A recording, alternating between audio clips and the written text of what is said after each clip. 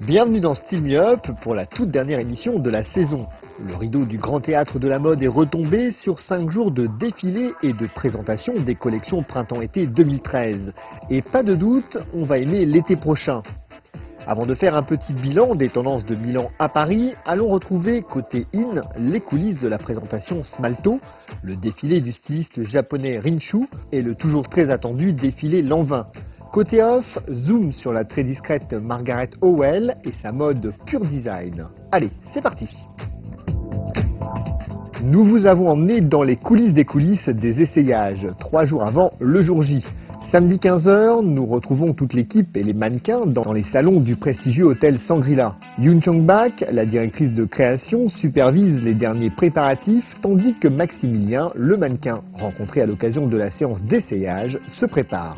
Séance photo avant le début de la présentation, les 20 mannequins sont photographiés pour le lookbook de la saison. La pression monte backstage, la presse et les acheteurs sont convoqués pour 17h. La présentation doit débuter à l'heure, Smalto a choisi de ne pas défiler et de laisser au public le loisir d'admirer les détails et les finitions des vêtements. Car c'est sans conteste l'un des points forts de la marque. Détail d'un col, d'une surpiqûre ou d'une boutonnière, autant de raffinement pour cette collection élégante aux lignes douces signée Yoon Chang-bak.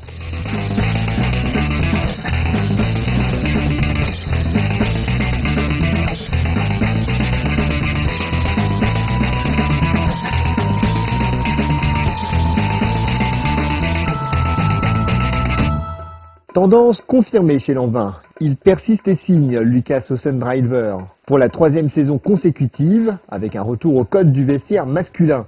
Un esprit classique, linéaire et léger pour cette collection printemps-été 2013 qui répond à un vrai besoin des hommes et fonctionne dans la vraie vie. Des tailleurs noirs et blancs traditionnels, oui, mais déconstruits. Des matières nobles, oui, mais aussi du synthétique. Place donc au nylon, au high-tech pour un joli travail sur les contrastes et les opposés tout en respectant la forme. Très Lanvin.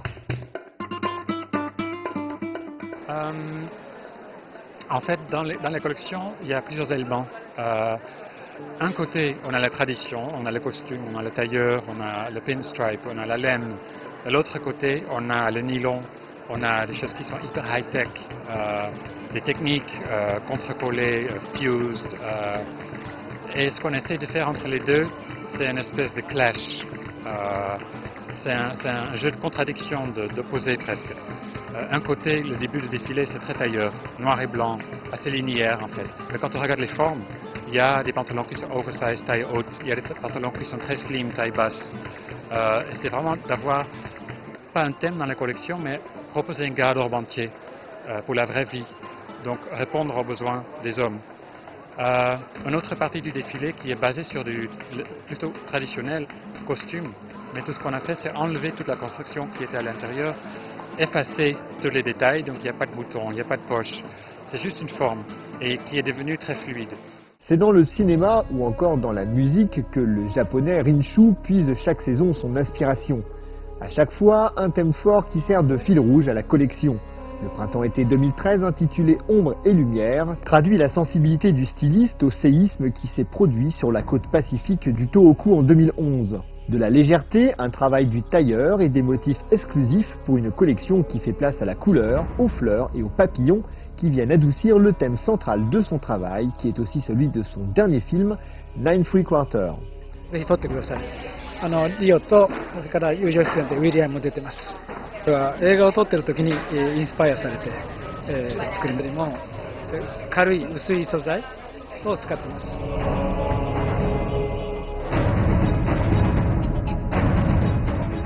Savez-vous pourquoi Margaret Howell a tant de succès auprès des designers et des architectes? Tout simplement parce que la démarche de cette discrète styliste rejoint la leur. Pour elle, le vêtement est réussi quand il remplit parfaitement sa fonction. Du Le Corbusier dans le texte. Margaret Howell a démarré sa carrière dans les années 70 en Grande-Bretagne et met un point d'honneur à fabriquer du 100% british en valorisant le savoir-faire de l'île en matière de textile. Coton, laine, tweed, du lin aussi, pour des vêtements aussi discrets et raffinés que fonctionnels. Le détail d'une toute petite poche pour la monnaie à l'intérieur d'une poche de pantalon, un devant de chemise plus long pour plus de confort, des vêtements à vivre qui se patinent avec le temps et que l'on garde longtemps. Margaret Howell, c'est plus que de la mode, c'est un état d'esprit.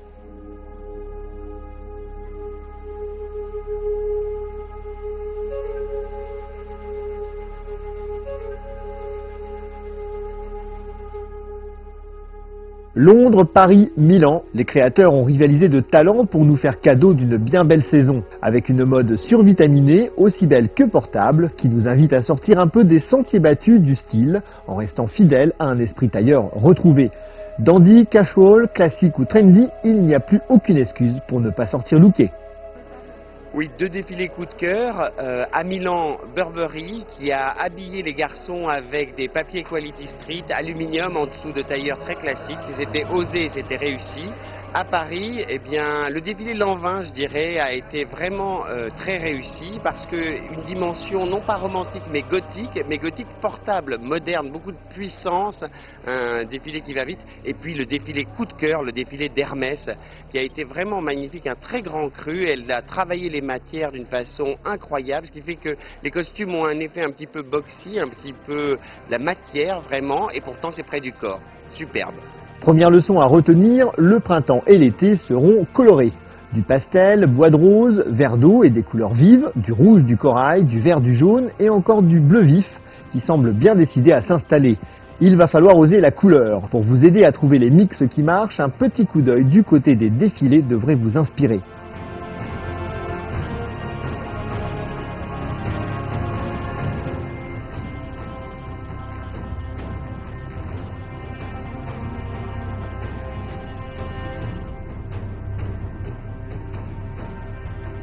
Le comeback du costume se confirme et terminé le complet veston tristounet, le costume est en pleine mutation et se décline en toute situation. Du Gris City à l'indigo workwear, en passant par le British rouge, veste et pantalon se taillent la part du lion. Notez bien, les vestes prennent des libertés côté coupe, courte, longue, façon chemise et tous les boutonnages sont permis.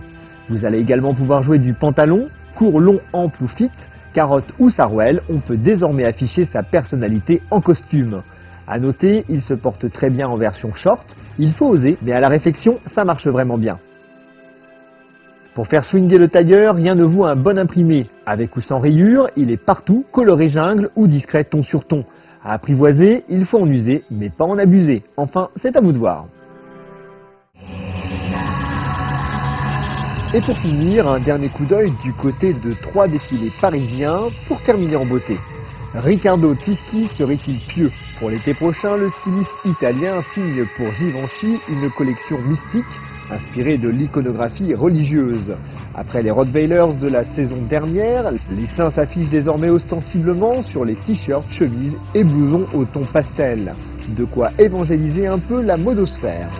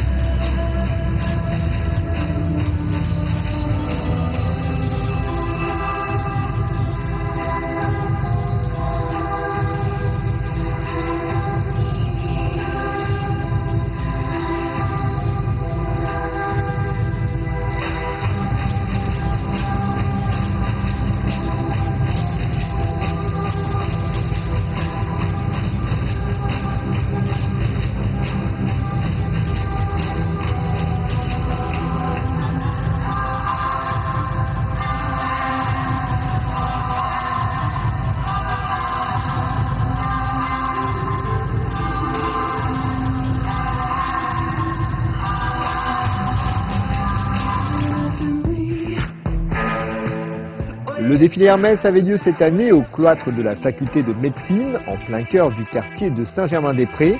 La collection printemps-été 2013 a pour thèmes centraux la couleur et le sport.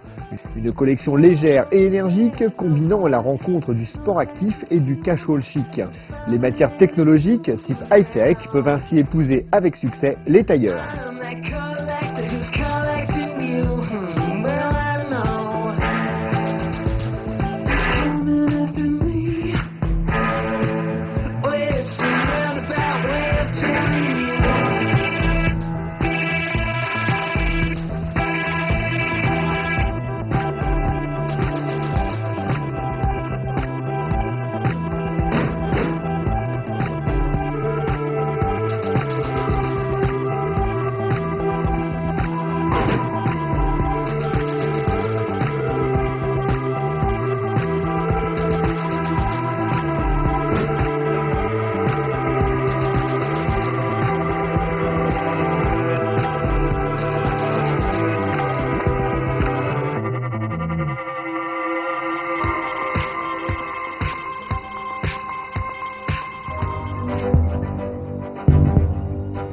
Le dandysme est de retour chez Woo Young-mi. À travers une recherche nette d'imprimés et de couleurs, la styliste coréenne remet au goût du jour les classiques de sa collection.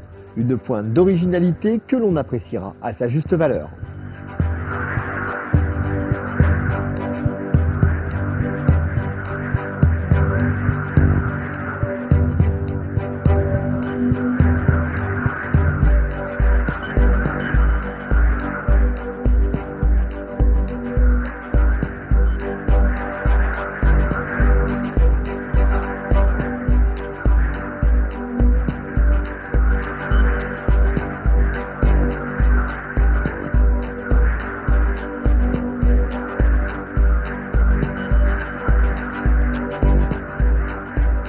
Voilà, vous savez tout sur les tendances de l'été prochain. Style Me Up, c'est officiellement terminé pour cette saison, mais rendez-vous à la rentrée et d'ici là, surtout, ne lâchez rien.